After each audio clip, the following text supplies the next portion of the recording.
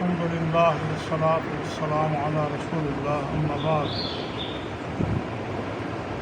نبی کریم صلی اللہ علیہ وآلہ وسلم نے ارشاد فرمایا کہ جو بندہ طاقت کے باوجود قربانی نہیں کرتا وہ ہماری عیدگاہ میں نماز پڑھنے کے لیے نہ آئے۔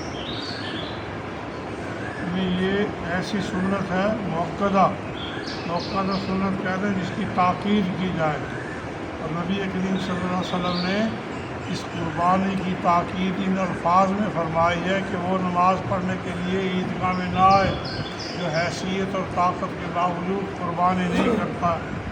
قربانی کا یہ عمل سب سے بہترین عمل جو 10 ذی الحجہ کا ہے، اللہ کے راستے میں قربانی کرنا ہے۔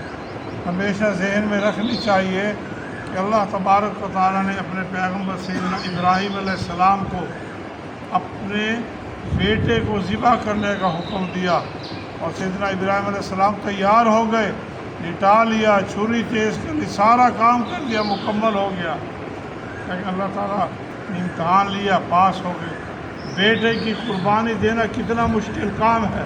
اپنے دل پہ ہاتھ رکھ کے سوچے کہ اگر مجھ سے ہم سے اللہ تبارک و تعالیٰ بیٹے کی قربانی مانگ لیتا تو ہم میں سے کتنے اس امتحان میں پاس ہوتے، الا ماشاء اللہ، لیکن وہ پاس ہو گئے، اور اللہ تبارک و تعالیٰ کو ان کی یہ ادا قربانی کی اتنی پسند آئی کہ ہماری اس امت میں بھی اس قربانی کو جاری اور ساری کر دیا، اور اس کا ثواب بھی اتنا فرمایا اللہ کے نبی نے صلی اللہ علیہ وسلم نے کہ جانور کا جو خون ہے وہ زمین پہ جب گرتا ہے اس سے پہلے اللہ تعالیٰ کو معاف فرما دیتا ہے۔ اتنا اجر ہے قربانی کرنے کا، لیکن بندے کی نیت میں اخلاص ہو، اللہ کی رضا ہو۔ آج مقابلے، ریاکاریاں چلی ہوئی، اتنا وزن ہے، اتنے پیسے، نمود و نمائش میں کام چلا گیا ہے۔ ایک ایسی عبادت جو خالص اللہ تبارک و تعالیٰ کے لیے تھی، اس کو ہم نے ریاکاری میں شامل کر دیا، دکھلاوے میں شامل کر دیا۔ اس سے بچنا چاہیے۔ عمل ریاکاری میں ضائع ہو جاتے ہیں، کوئی بھی عمل اگر ریاکاری آ جائے تو وہ عمل برباد ہو جاتا ہے۔ تو قربانی جیسے عظیم عبادت کو بندہ اس کو ریاکاری کی نظر نہ کرے، بلکہ خالص اللہ کی رضا کے لیے کہ اللہ تعالیٰ نے اپنے نیک بزرگ پیغمبر کا امتحان لیا، وہ پاس ہو گئے، اس میں کامیاب ہو گئے۔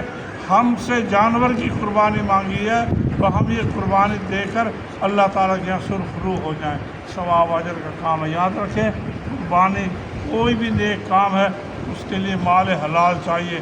حرام کی مال کی کوئی اللہ تعالیٰ قربانی قبول نہیں کرے گا۔ مال حلال اللہ تبارک و تعالیٰ قبول فرمائے گا۔ ویسے تو ہمیں کوئی کہے کہ یہ خنزیر کا گوشت کھا لو، کتے کا گوشت کھا لو، ہم قطعاً انکار کر دیں گے، لیکن سود کے پیسے کھا لیتے ہیں، جبکہ امام ابن قیم رحمۃ اللہ علیہ فرماتے ہیں کہ بندہ سود کے بدلے خنزیر کا گوشت کھا لے وہ اس کا گناہ کم ہے، سود کا گناہ زیادہ، تو بچنا چاہیے۔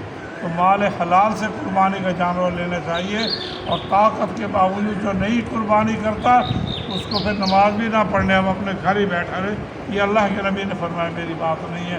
تو کوشش کرے حصہ ہی ڈالے، کسی گائے میں پرچی ڈالے اللہ کی رضا کے لیے۔ اس میں بھی یہ احتیاط کرے بے نماز لوگوں کے ساتھ حصے نہ رکھے، جن لوگوں کی آمدنی کے ذرائع ٹھیک نہیں ہیں ان کے ساتھ نہ رکھے، جن لوگوں کے عقیدے اچھے نہیں ہیں ان کے ساتھ حصہ نہ رکھے قربانی کا، بلکہ کوشش کرے اپنی اس عمل کو اگر ایسا حصہ ملتا ہے تو اسے بچے، اس کی بجائے کوئی چھوٹی سی ایک بکری لے کر اللہ تعالیٰ کی رضا کے لیے قربان کر دے، اس کا اجر و ثواب انشاءاللہ تعالیٰ زیادہ ہوگا۔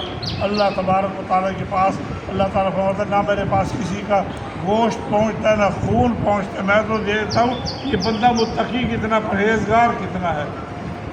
تو ہمیں بھی تقویٰ اختیار کرنی چاہیے، اپنی آمدنی کے ذرائع درست کرنے چاہیے، اور اللہ کی رضا والے کام کرنے چاہیے۔ اللہ تعالیٰ ہمیں عمل کی توفیق عطا فرمائے۔